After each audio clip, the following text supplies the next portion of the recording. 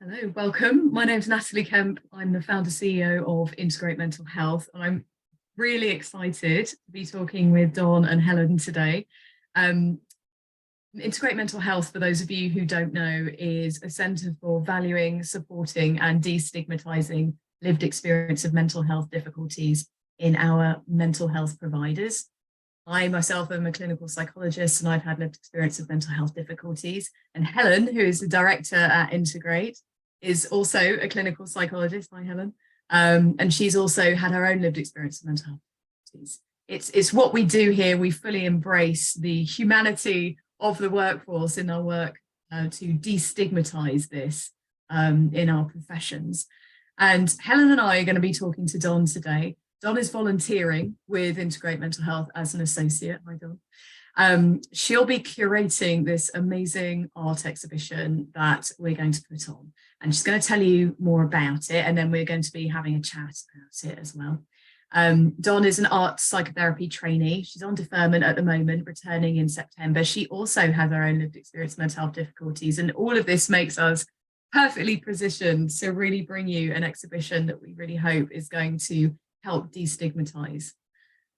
We really embrace lived experience here as the real power for the centre of what we do in our organisation, how we help and support people. So Don, if you'd like to just tell us a few of the facts about the exhibition, and then Helen and I might have some more questions that we can discuss so people can understand a bit more about it. Thanks, Natalie. So the title of the exhibition will be Inside Outsider. And this would be a collection of artworks that's being created by mental health professionals who also have experience of mental health difficulties.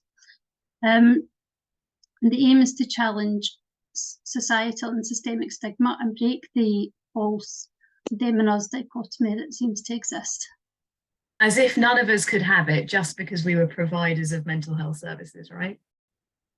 Exactly, Natalie. So there seems to be this false belief that some people are immune to experiencing any sort of mental health difficulties or psychological distress.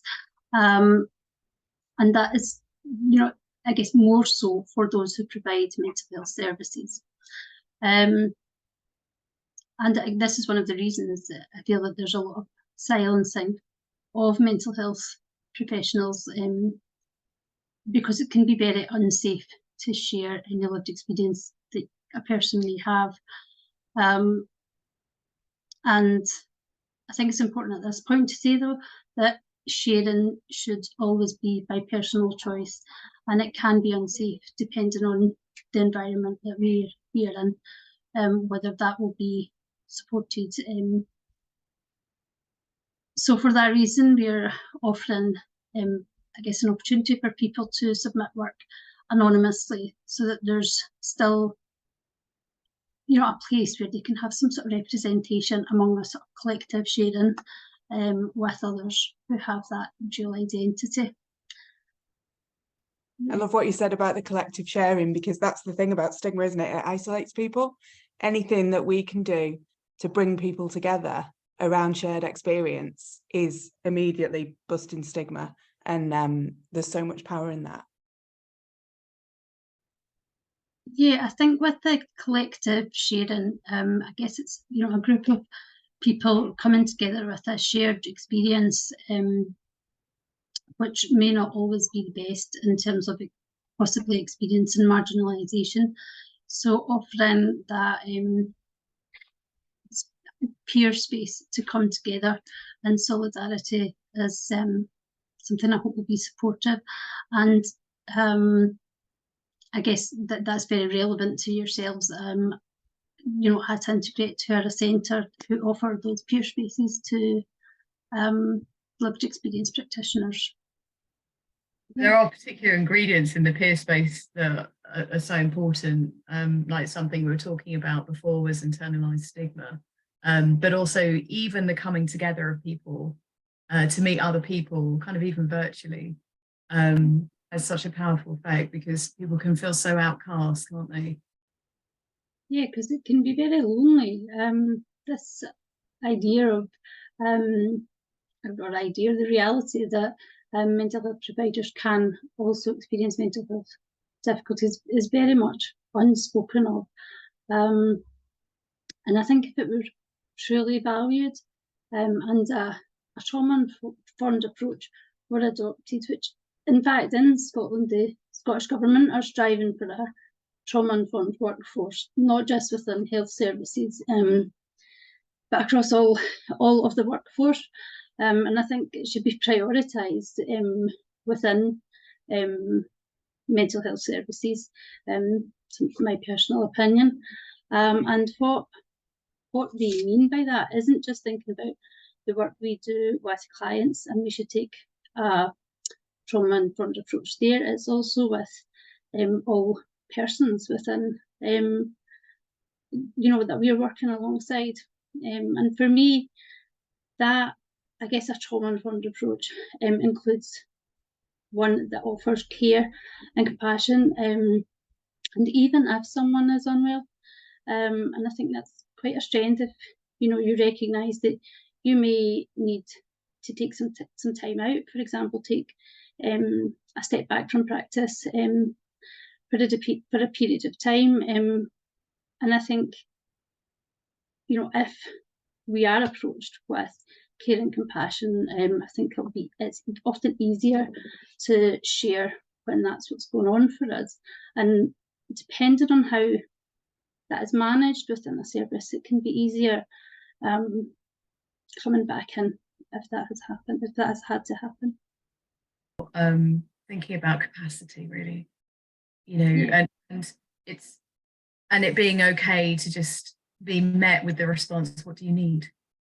Yeah. What do you need? And the shame being taken away from time out, which is the most amazing thing that we can do for healing. If time out is what we need, sometimes it's just adjustments.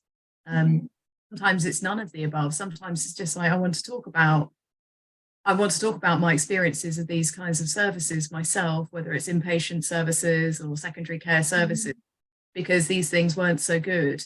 And how can I kind of join together with the other service users who have experience of these services in order to help make things better and help improve what's going on, rather than relying on these kind of top-down decisions from services without the voice of the people who use the services, which of course include us. So to have that valued.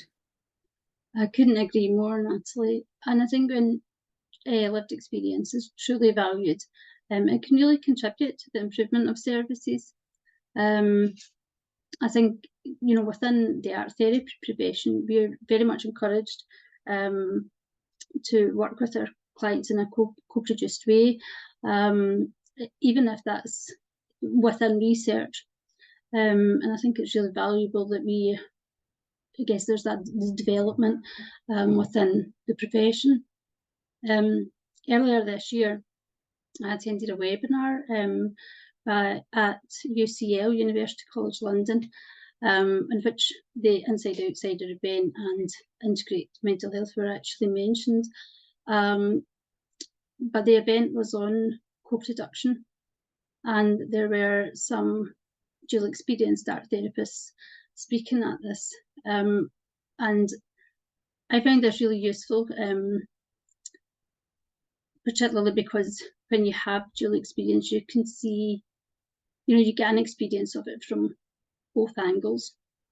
And so what they were presenting on was how to do co-production in a way that is truly meaningful, and it's not like just a tick box exercise. So this was really great to see lived experience, within mental health professionals being truly valued, rather than what up till this point, many people have been silenced and shamed. So it would be great if this can just grow and become, I guess, a normal way of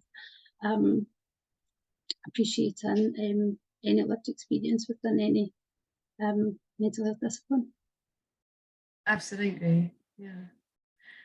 And so these artworks are going to be an opportunity for people to express something of You've said a couple of things before when we talked about it, either their self-care or something about what it's been like to walk through the mental health scene as a provider of services and have mental health difficulties.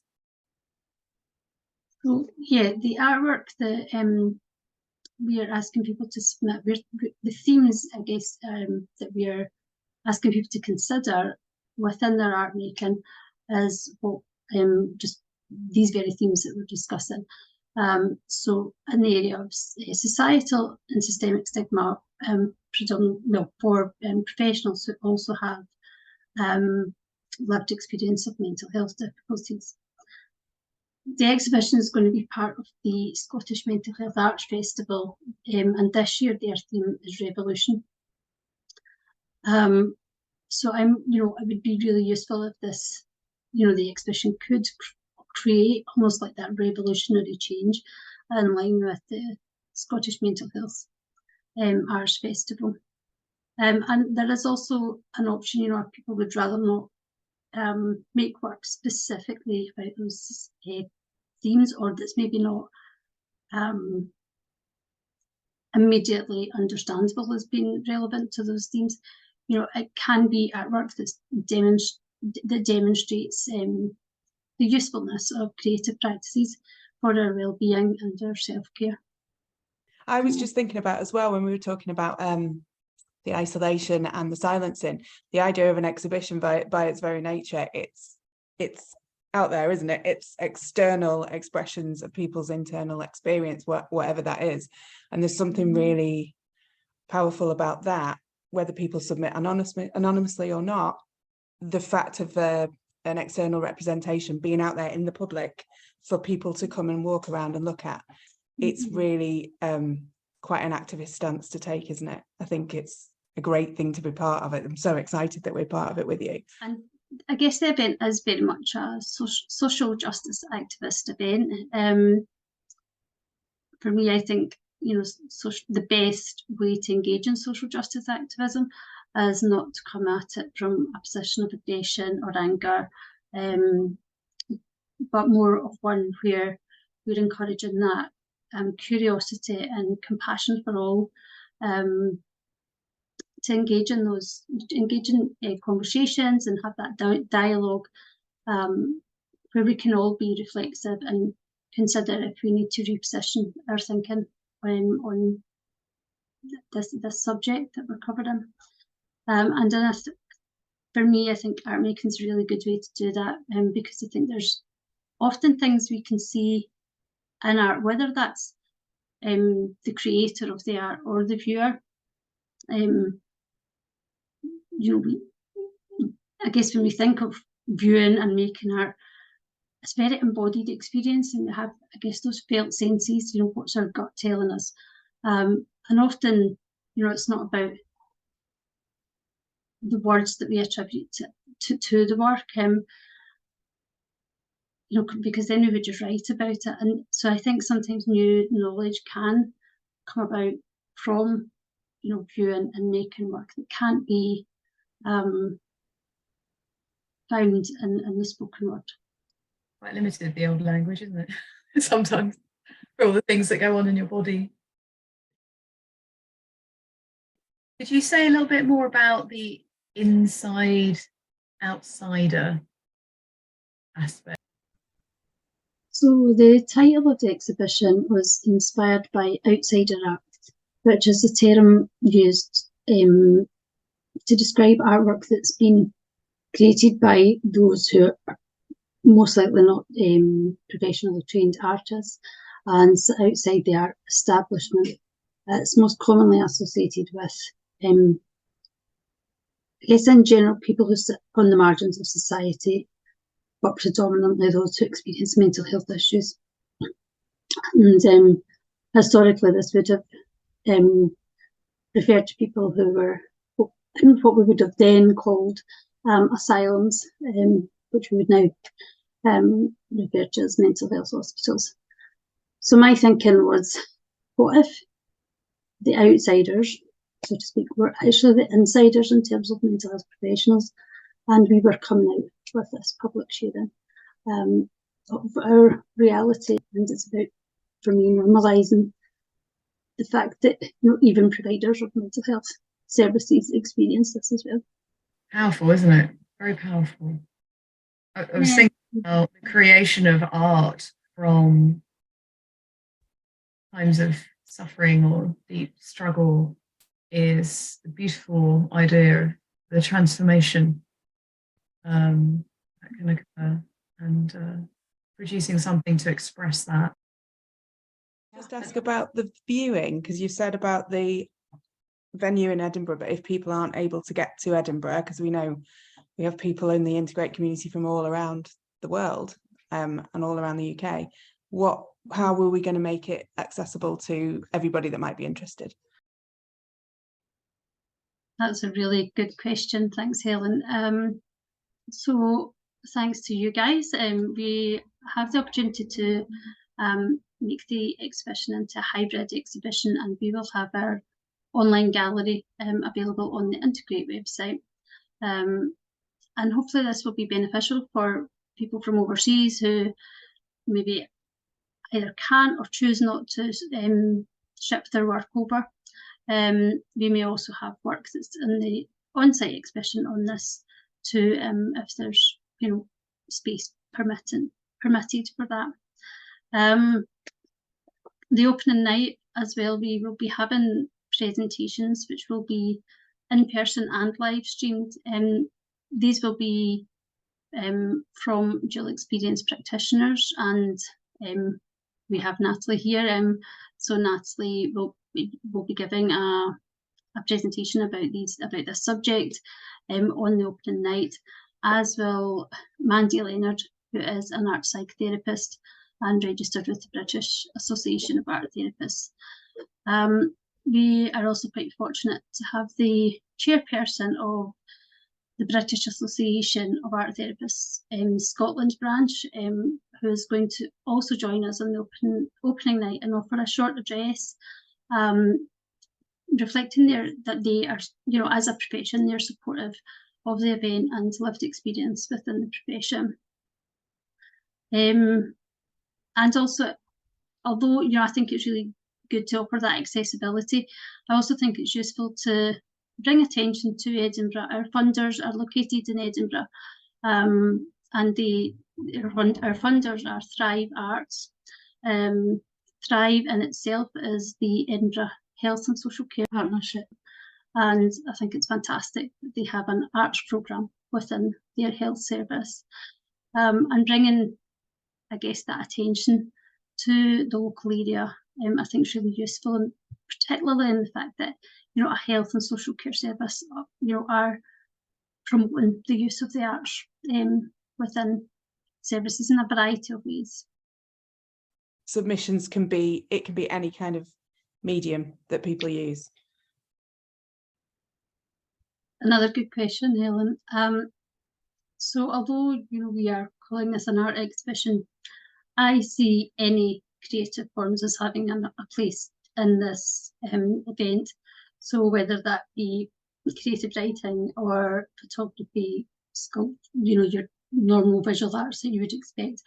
I think we're quite open to hearing about any ideas that anyone has for submissions, if it's outside what you would normally expect.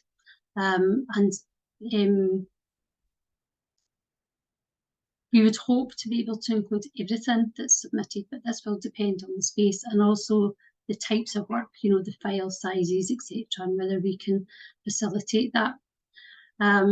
But if anyone has any questions, I would really welcome them to email me, and we can hopefully find a way to make sure everyone who wishes to be included can be, and their chosen medium can be included.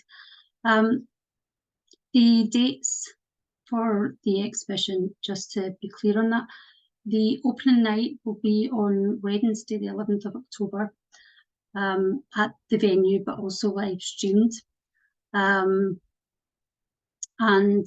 the exhibition, the in-person exhibition, will be open from Thursday, the 12th of October to Thursday, the 19th of October, excluding the Sunday. So yeah, if anyone has any questions, anyone that's interested in submitting work or being involved in any way, if they can just send me an email, and my email will be available on the website. We'll open a page for it, aren't we? And Yeah. guidance to people, you know, if they're going to send in images for the online platform, about how heavy those files can be and in what kind of format. So this is very exciting, and we're really, really happy to be involved with you doing this, Don. I know you're very busy and you've been doing an awful lot of work, and we're hoping to open to submissions soon. So all of that information will also be on the website. Is there anything else that we've missed that we want? I think I was saying earlier that the tickets are going to be free, aren't they, for the in-person events in Edinburgh? Anything Can you else? say the venue again? Sorry, Don, because you said it right at the beginning. So it's at Out of the Blue Drill Hall in Edinburgh. I'll put details of the venue on the website, the address, and the link to the venue itself. Well, thank you very much. And Thanks. we're putting the details out there. And so anybody, if you're a mental health professional or one in training, and that's in any of the disciplines from psychotherapy, psychology, if you're an RMN, registered mental health nurse, if you're a psychiatrist, accredited therapist, counsellor, and you want to do some artwork to express what it's been like to be a provider of services and also have your own lived or living experience of mental health difficulties, then we really want to hear from you. So those details will be out soon. I think that's everything from us today.